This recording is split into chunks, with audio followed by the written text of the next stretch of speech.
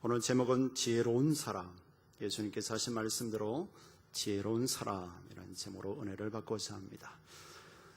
영화 대지진이라는 영화 보면 몇 가지 영화가 나옵니다만 그 중에 한 영화를 보면 건축업자인 남자 주인공은 자신이 맡은 건물을 아주 지나칠 만큼 철저하게 설계를 하고 건물을 지어서 이렇게 건축업자가 있습니다. 그래서 그러는 가운데 아주 고층 빌딩을 지어달라는 의뢰가 들어와서 그런 설계부터 아주 철저히 설계를 하고 이제 공사를 들어갑니다.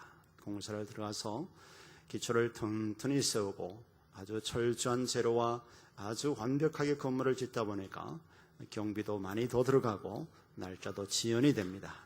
건축업자가 압력을 가하고 주위의 사람들도 그의 신념과 그의 건축 신념을 의심하기도 하고 때로는 조롱도 하고 비웃기도 하고, 그렇지만 그는 철저히 건축업자라서 철저한 설계와 모든 재료와 완벽하게 건물을 지어서 완공을 시켰습니다. 그런데 얼마 있다가 이제 그 지역에, 그 도시에 큰 대지진이 나죠. 지진이 나서 그 주위의 건물들 하나하나 무너져서 가지만 그 중에 건물이 우뚝 서 있는 건물이 하나 있습니다. 그렇게 대지진이 오면서 댐같이 파괴가 되었고, 댐이 파괴되면서 온 도시가 물바다가 됩니다. 경고에 서 있는 그 건물에 이 건축업자는 자기와 자기 가족을 그 건물에 피신해서 다 살게 되는 그러한 내용의 대지진의 영화가 있습니다. 오늘날 또 우리가 하나님의 말씀대로 살아가다 보면, 야, 너 혼자만 예수 믿냐? 너 왜 별나고 그래? 때로는 말씀대로 살아가는 저와 여러분들을 비웃고, 야, 니만 신앙생활하는데 너 별나게 왜 그래? 라고 세상 사람들은, 또한 신앙생활 적당히 하는 사람들은 그렇게 우리를 비웃고 때로는 그럴 때가 있습니다. 그렇지만 하나님께서는 하나님 말씀대로 살아가는 자를 지금도 변함없이 그들을 지키시고 그들에게 복을 주시고 그들과 함께 하시고 세상과 타협하지 않는 그러한 신앙 믿음새는 나가는 사람들에게 성경의 약속대로 동일하게 복을 주시고 역사하시는 그 주님이심을 믿으시길 주님을 축원합니다. 그래서 히브리서 13장 8절에 예수 그리스도는 어제나 오늘이나 영원토록 동일하다라고 말씀합니다. 첨단 과학을 자랑하고 지금 우주 비행기 달나라를 가고 이제 화성을 가고 어디를 가고 할지라도 주님의 말씀은 영원 전부터나 지금까지 그 예수님은 동일하게 우리와 함께 하신다는 그 믿음을 가지고 있을 때 우리는 세상과 타협하지 않고 때로는 세상 사람들이 때로는 적당히 믿는 사람들이 조롱할지라도 우리는 견고의 신앙생활을 승리할 수가 있습니다.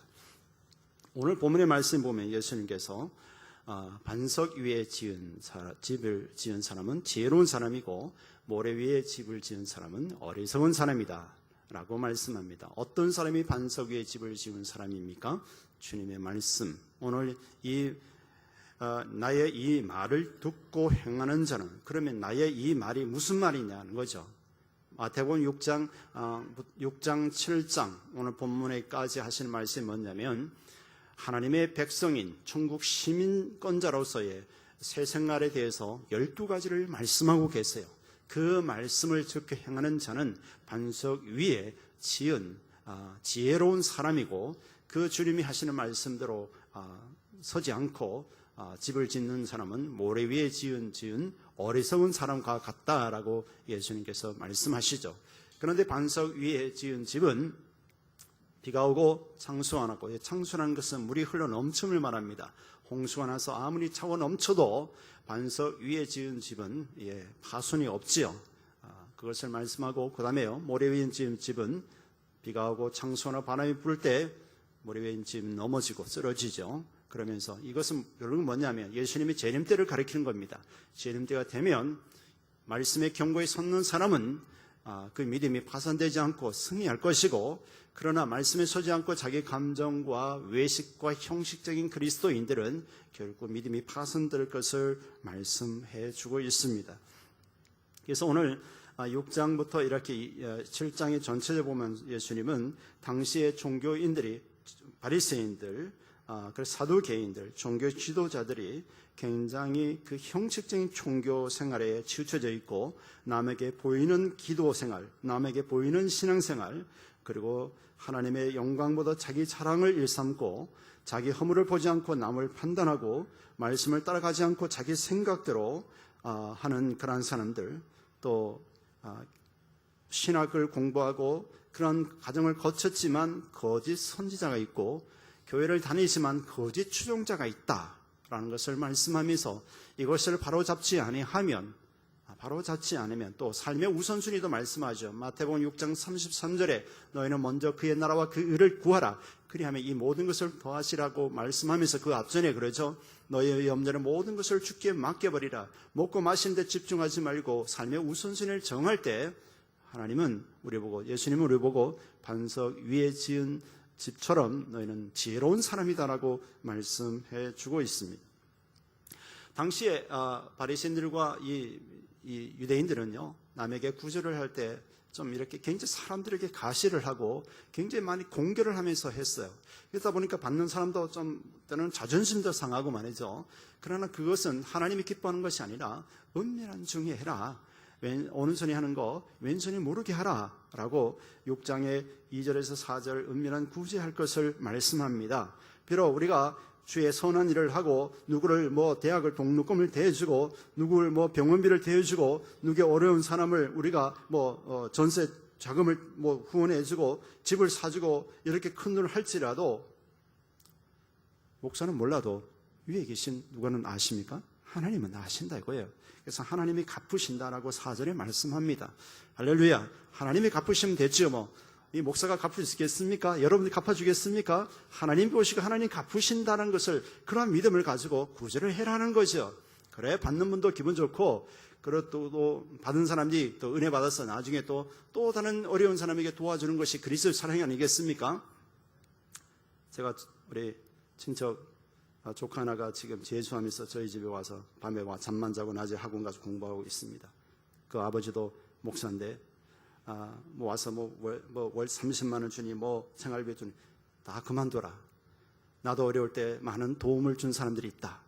내가 그래도 형편이 조금 괜찮으니까 내가 많은 것을 도와주지 못해 무슨 월세고 한 달에 30만 원 쓸데없는 소리 하지 말아라.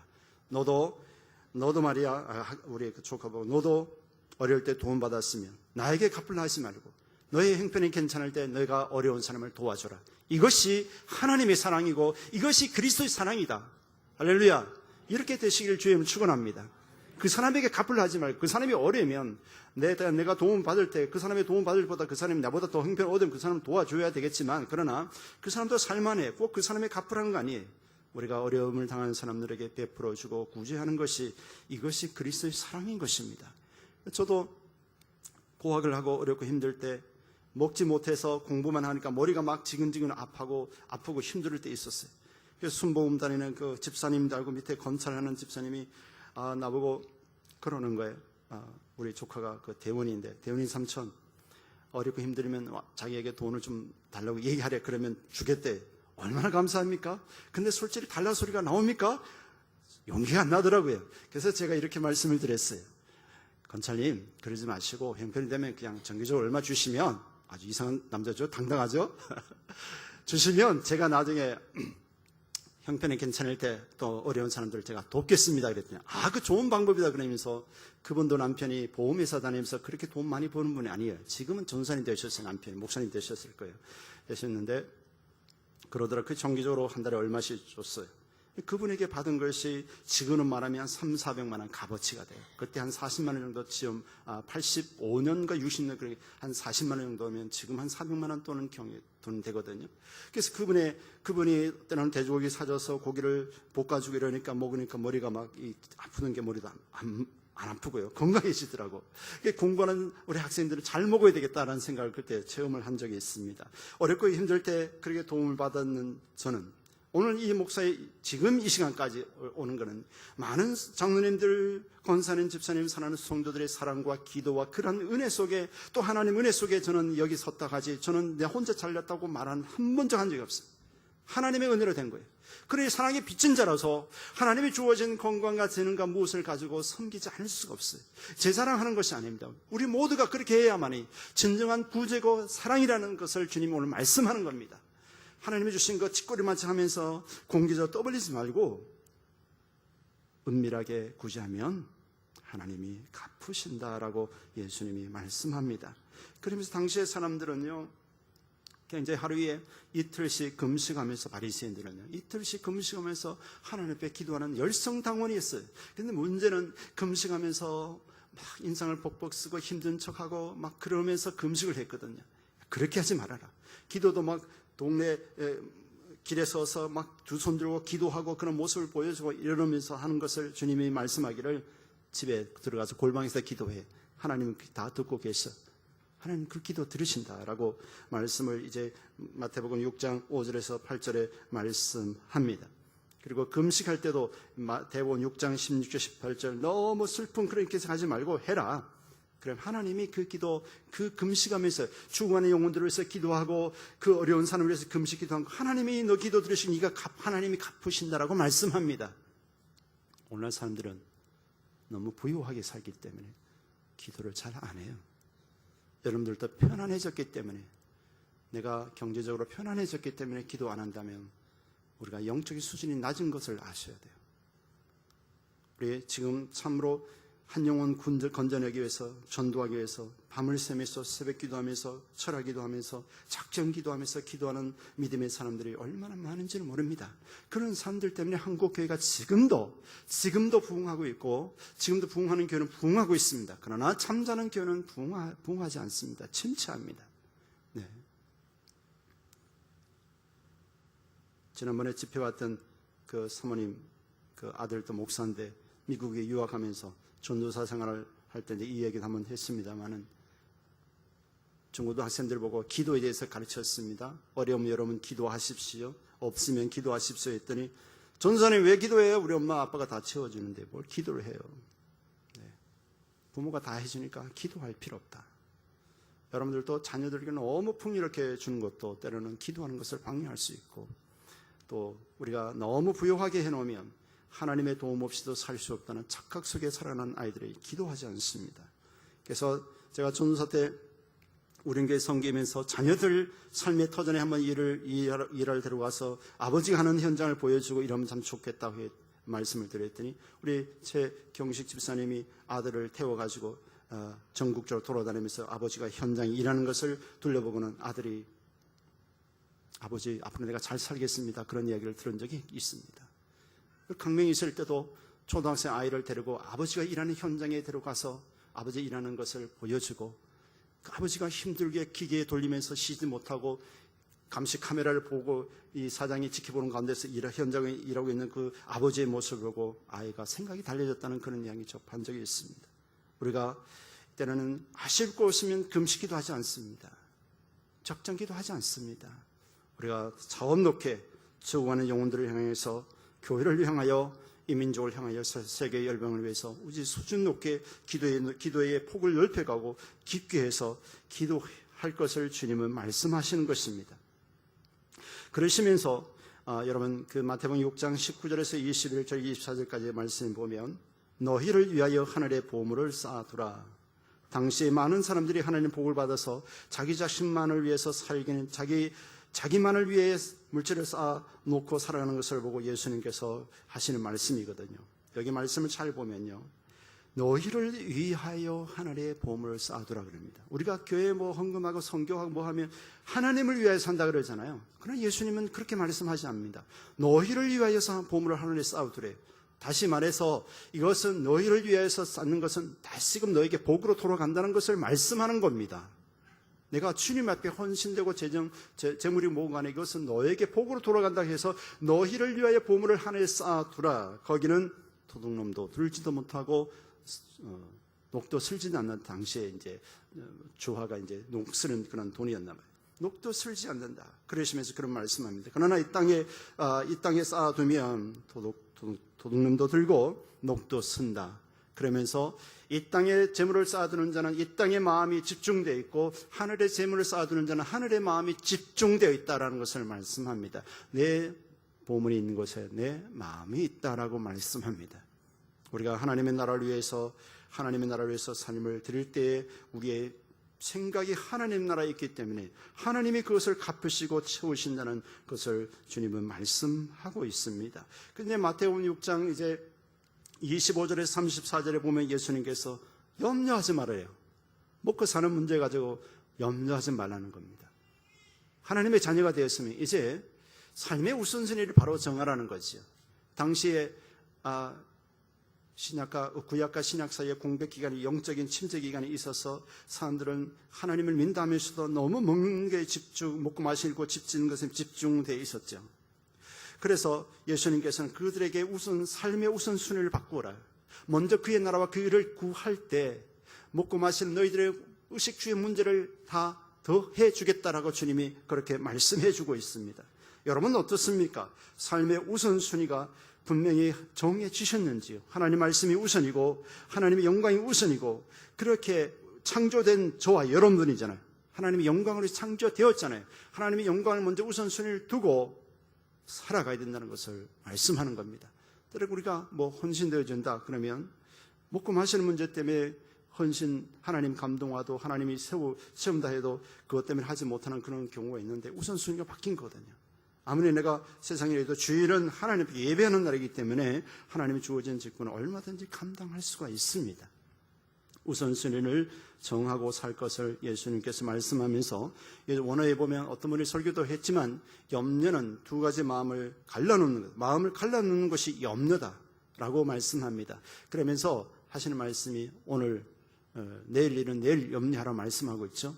내일 거 염려하다고 오늘의 현실에 집중하지 못하는 경우가 많습니다. 미리미리 염려한다고 네 키가 한 잔을 더 할 수 있느냐? 절대 그럴 수 없다는 거죠.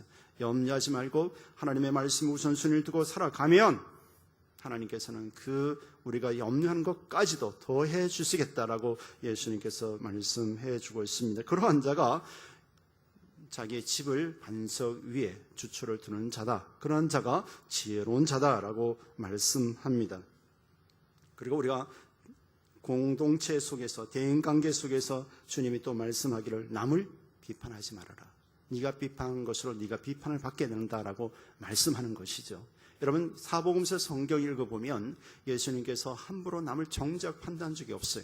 오히려 말씀을 가르치고 말씀을 지도하고 본인이 되어야 할 바리새인들과 사두개인들이 종교 지도자들이 섬기지 못하고 오히려 섬김 받으려고 군림하는 그들에게 이 독사의 새끼들이라고 막 마귀 새끼라고 정죄하고 판단하잖아요. 막 야단치시잖아요. 오히려 남자를 5명에 갈아치운 그 여인도 주님은 그에게 정죄하지 않지 않습니까? 오히려 그가 잘못된 가치관 때문에 어떤 남자로 인해서 자기의 영적 목마름을 해결했던 그에게 오히려 내가 주는 물을 먹는 물은 영원히 목마르지 않는다 생수를 말씀하면서 그에게 예수 그리스도가 메시아이심을 그렇게 해서 그에게 예수님 만남으로 인해서 그가 문제가 해결돼서 창피도 무릅쓰고 동네 가서 메시아를 내가 만났다. 와서 보라고 해서 동네 사람들을 다 모아오는 그러한 전도자의 삶으로 바뀐 것을 보지 않습니까? 가나마다 잡힌 여인들이 왔을 때도 돌을 들어서 마땅히 죽여야 되지만 예수님 뭐라고 말씀하셨습니까? 너희들 중에 죄가 없는 자가 먼저 돌로 치라. 그럴 때 성경 자세히 읽어보면 어른에서부터 아이들까지 다들 돌을 놓고 도망갔지요. 이렇게 말씀하고 있어요.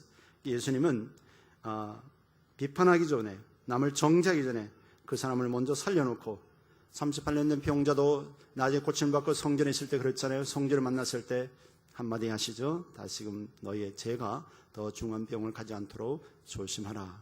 죄짓지 말아라고 간단한 한마디만 하시는 겁니다. 그래서 우리는 남을 비판하기 전에 그 사람의 섬기고 사랑하는데 이렇게 해야 될 것을 말씀하고 있죠. 그래서 골로새서에 보면 섬길 때 아내든 남편에게 에베소에도 그랬고 죽게 대하듯 하라라고 말씀하고 있습니다. 내 남편이라 내 마음대로 하면 안 되는 것입니다. 죽게 대하듯 섬기라고 말씀합니다. 아내가 약하다고 내 마음대로 막 군림하고 폭력 쓰면 되는 것이 아닙니다. 주님 죽게 하듯 하라고 말씀합니다. 얼마나 행복하겠습니까? 할렐루야. 실천하셔야 돼요. 알고만 있으면 아무 소용이 없어요. 한번 해보십시오. 때로는 우리가 그 사람이 하나님 앞에 하나님을 대적하거나 그런 일이 있을 때는 가감히 우리가 때로는 싸움을 해야 되겠지만 그가 연약함 때문에, 내가 연약함 때문에 그랬을 때는 우리가 참아주고 용서하고 해야 되지만, 우리가 이렇게 남을 비판하지 말고 먼저 내 자신을 돌아보라고 주님은 말씀해 주고 있습니다. 네 눈에는 들보가 있다. 큰 것이 있는데 남의 눈에 티를 보고 그러느냐? 그러면서 우리 자신을 돌아볼 것을 말씀합니다. 그럴 때 모든 대인관계가 좋아지고 교회 안에서도 좋아지겠지요. 맨날 정죄하고 판단하게 되면 네가 판단자냐, 네가 하나님이냐, 네 마음대로 막 판단하게 안 되죠. 그러면서 마태복음 7장 10절에 11절에 구하라 그러면 주실 것이요, 찾으라 찾을 것이요, 문을 두드리라 그러면 너희 열릴 것이라고 말씀하면서, 어느 부모가 말이지, 아들이, 자녀가 떡을 달라는데 돌을 던져주면 옛다 떡 먹으라 할 부모가 어디 있냐? 어느 부모가 자녀가 생선을 달라는데 뱀을 집어 던져주면서 야, 여기 생선 먹으라 할 부모가 어디 있냐? 하물며 악한 자로 좋은 것을 줄 줄 알거든 하늘에 계신 너희 아버지께서 좋은 것을 주시지 않겠느냐라고 말씀합니다. 기도할 거 있으면 기도하실 것을 말씀하고 있습니다. 기도는 우리의 능력입니다. 기도는 하나님의 역사를 봅니다. 기도는 문제를 해결되는 역사가 있습니다. 기도하는 자에게 주님이 행하신다고 말씀하신잖아요. 요한복음 14장 14절에 기도를 행하는 자, 예수님을 기도 행하는 자는 주님이 시행하겠다 말씀합니다. 말을 바꾸면 기도 안 하면 주님 일 안 하신다는 것이죠. 문제가 있으면 기도하시고, 비전이 있으면 기도하셔야 돼요. 교회에 빚이 있으면 기도해야죠. 내가 못하도록 기도하면 하나님이 하시도록 기도해야죠. 우리가 뭐 어떤 선교든 비전이 무엇이든, 장례든 배우자든, 우리가 제2세를 구하는 자녀를 구하든지 뭘 하든지 하나님께 기도하라고 주님은 말씀해 주겁니다. 그런 자가 반석 위에 주초를 둔 지혜로운 사람이다 라고 말합니다. 말을 바꾸면 기도하지 않는 사람은 어리석은 자다 이거죠. 자기 힘으로 내 인생을 다 책임질 수 없습니다. 하나님의 역사하시는 거죠. 그러시면서 이제 마태복음 7장 12절에 남을 대접하라 그랬습니다. 남을 대접하라. 네가 남에게 대접을 받고자 하는 대로 네가 먼저 대접하라 그랬습니다. 이제 추석이잖아요. 돈 많은 형님들, 돈 많은 동서 그거 보지 기대하지 마시고 여러분들이 섬길 수 있는 만큼 먼저 대접하고 섬기십시오. 설교지로 섬기든지 무엇을 부모를 공경해서 섬기든지 먼저 대접하고 먼저 그렇게 나갈 수 있기를 주님 축원합니다. 그러한 자를 누가 하나님이 갚으십니까? 하나님이 갚으시는 거예요. 하나님이 여러분들에게 편에 서서 하나님이 복을 주시는 거예요. 부모 공경 하나님의 명령인 것입니다. 해도 되고 안 해도 되는 것은 아닙니다. 남을 대접하고 부모를 공경하고 이제 추석 때 됐으니까 명절 때 여러분들의 솔선수범해서 섬기시고 대접하시기를 바랍니다. 위에 사람 위에 속에 속했다고 너무 하지 마시고 먼저 섬기고 사랑하고 대접하라고 주님은 말씀합니다. 요한복음 13장 34절에 내가 너희를 사랑한 것 같이 너희도 서로 사랑하라라고 말씀합니다. 마태복음 22장 37절 40절 말씀하고 계시죠. 내 이웃을 내 자신같이 사랑하라라고 말씀합니다. 내가 배가 고파봐야 남도 배고픈 줄 알고 내가 어려움을 당해봐야 남의 어려움을 알 수 있어요.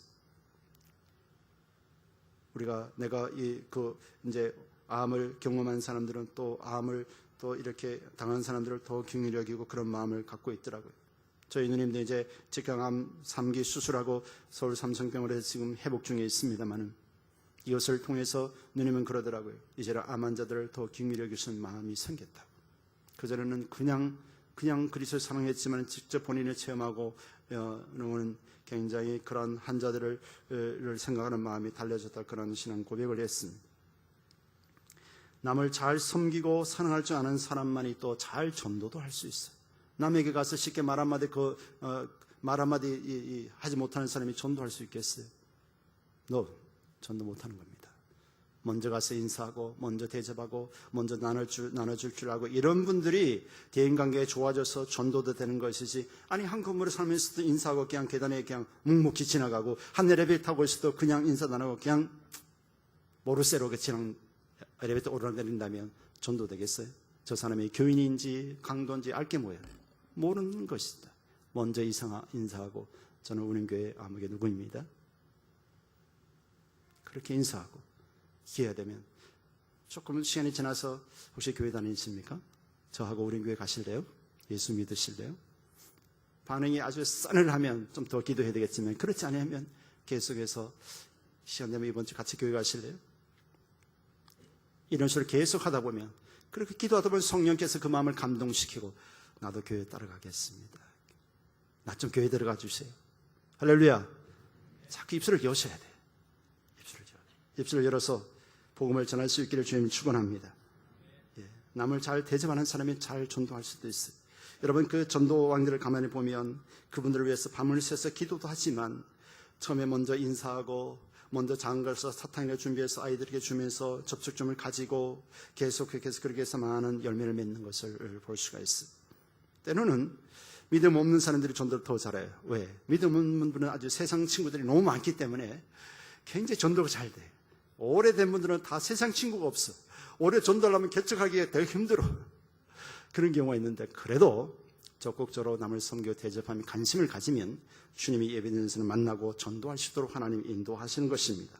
여러분 이 남은 기간, 이 2016 몇 달 남은 이 달에 이제 몇 달 남은 이 기간에 하나님 나에게 전도 대상자를 붙여 주십시오. 우리 주변에 한 건물에 사는 분들, 우리의 지인들, 우리 아는 길가에 매일마다 오가면서 보는 분들을 먼저 인사하고 이렇게 해서 복음을 전하고 그렇게 그러한 기회를 가질 수 있기를 주님으로 축원합니다. 그럼 예수님께서 마태복음 7장 13절 14절의 말씀 보면 좁은 문으로 들어가라 라고 말씀합니다. 그래서 좁은 문은 생명의 문인데 다시 말해서 믿음으로 말씀으로 순종하는 길을 말씀합니다. 오늘 여기서 본문의 마태복음 6장 7장은요 안 믿는 사람에게 하시는 말씀이 아니에요. 이미 구원받고 하나님의 자녀가 되고 하나님의 선택된 백성으로서 천국 시민권자로 살아가는 유대인들, 또 아브라함의 후손이라 자부하는 그들, 선민 사상을 자부하는 유대인들과 바리새인들이 하시는 말씀이거든요. 그래서 너희들이 죄를 짓고 그냥 멋대로 살아가지 말고 좁은 문으로 가라. 하나님 말씀대로 거룩한 길을 가라. 그 말씀인데요. 이 말씀을 따라가는 길이 그 좁은 문이고 생명의 길이라는 것을 말씀합니다. 그런데 예수님께서 하신 말씀이 마태복음 7장 13절 14절에 보면 이 좁은 문은 찾는 이가 적다 그랬어요. 그렇지만 길이 협착하지만 그러나 생명으로 인도하는 길이다. 여러분 세상 속에서 세상 많은 유혹과 육신의 쾌락을 그냥 방송에서 보면 너무 그런 것이 많잖아요. 그런 가운데서 우리가 경건하게 거룩하게 이 생명의 길을 간다는 것은 결코 쉬운 일은 아닙니다. 하루에도 수십 차례 유혹을 받고 영상 이런 것을 통해 유혹받고 이렇게 우리의 신앙을 떨어뜨리는 분들이 너무 많지 않습니까? 그러나 주님은 그럽니다. 좁은 길로 가라. 생명의 길로 가라. 마지막은 생명이다라는 것을 말씀하고 있고요. 그러나 문이 크고 넓은 길을 들어가는 자가 많다. 그러나 그 결과는 멸망으로 인도하는 문이다라는 것을 말씀하면서 육신의 쾌락과 죄 짓고 사는 삶이 아니라 믿음으로 경건하게 말씀을 따라가는 자, 그런 자는 결국 생명의 길로 가게 된다는 것을 말씀해 주고 있습니다. 그러한 자가 반석 위에 주초를 둔 지혜로운 사람이다라는 것을 말씀하고 계십니다. 세상 사람들의 때로는 비웃고 야 적당히 신앙 믿어. 어떤 교회 장로 보니까 술도 먹고 담배 피고 거짓말도 적당히 하고 사기도 치더라. 너 혼자 예수 믿냐? 적당히 해라. 이렇게 세상 사람들은 막 이렇게 할 수가 있어요. 그렇게 말을 해도 하나님은 고지식하게 말씀을 쫓아가는 자를 붙잡으시고 그를 지키시고 그를 통해 그 가정을 복을 주시고 그를 통해 그 교회가 살고 그를 통해 그가 처해 있는 환경이 복을 받는 것입니다. 네, 구약 성경 전체를 보십시오.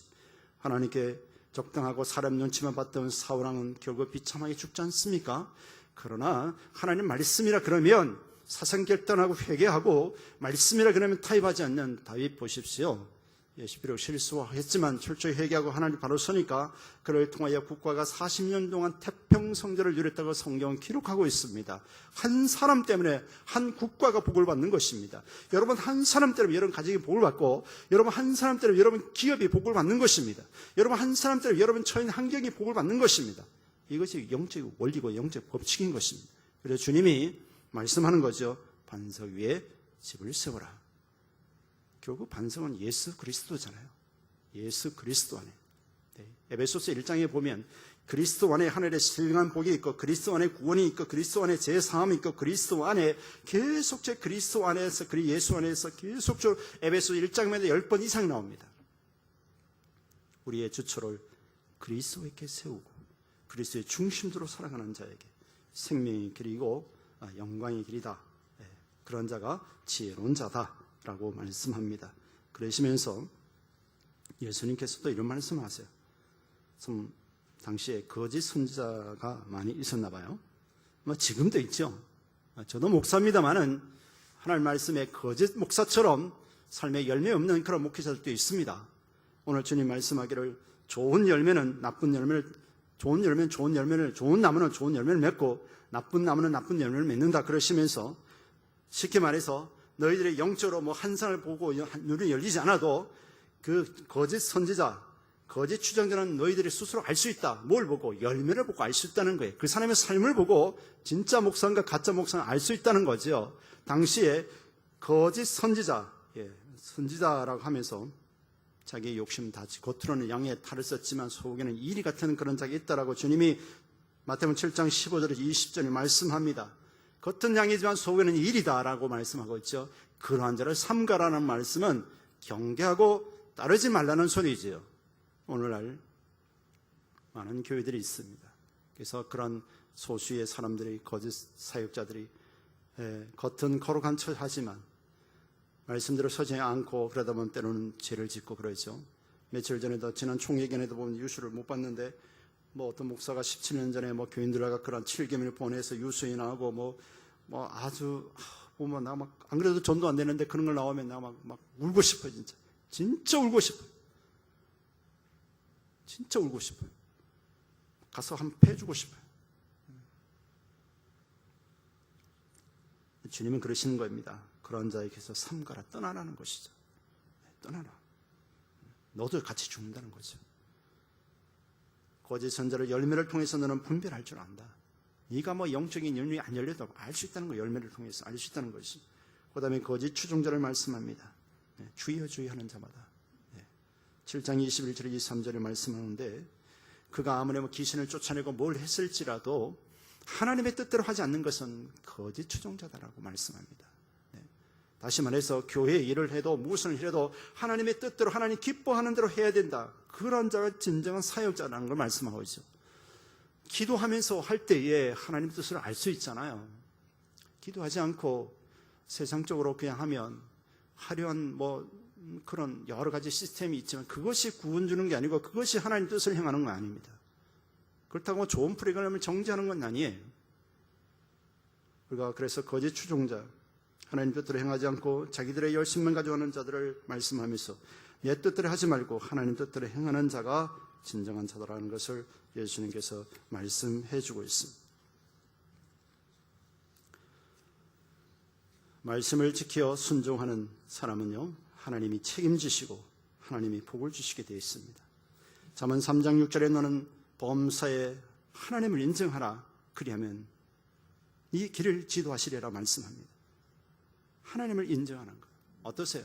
주님, 오늘 제가 사업장에 갑니다. 저와 함께 가르쳐 주십시오. 어떻게 하면 이 사업을 잘할 수 있겠습니까? 하나님을 인정하는 것. 기도 많이 하십시오. 사업하는 분들은 기도 많이 하셔야 합니다. 그래야 하나님이 여러분들 역사합니다. 여러분 경험 가지고 한다고요?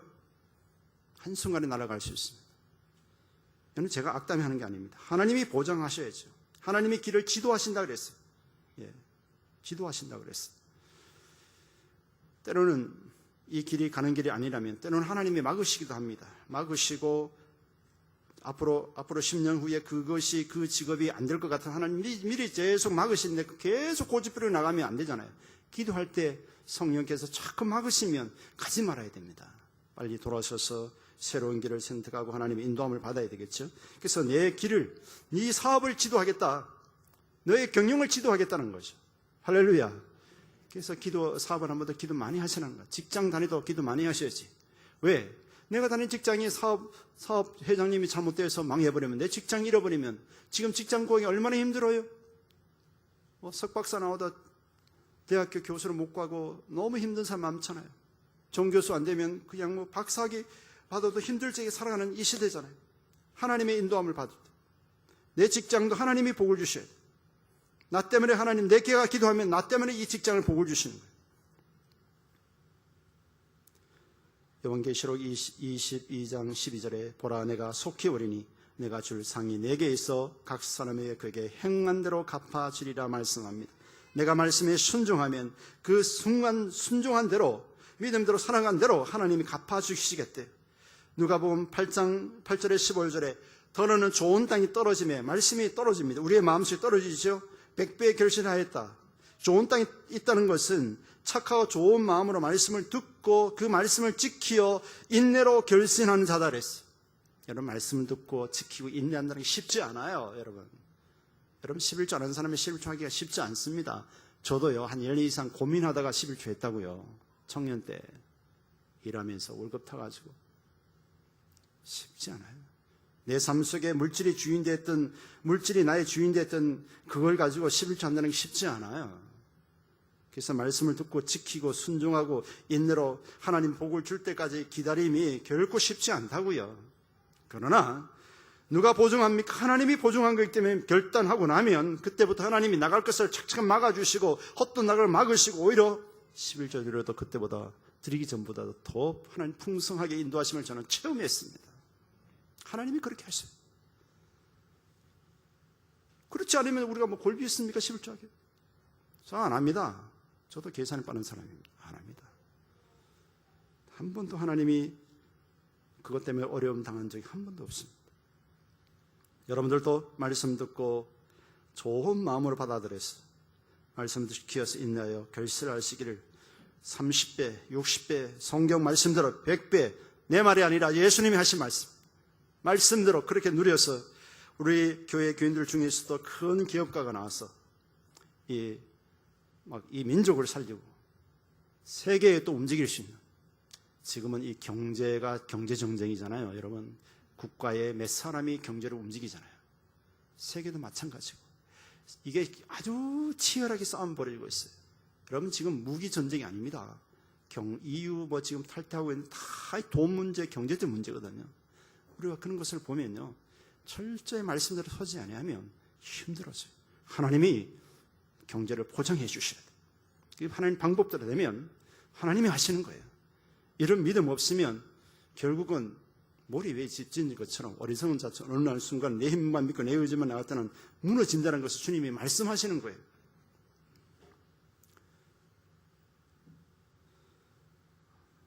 오늘 주신 말씀을 기억하면서요, 우리는 이 지혜로운 사람이냐 어리석은 사람이냐 말씀 보고 이제 마무리 짓겠는데요, 지혜로운 사람은요 말씀을 잘 듣고 순종합니다.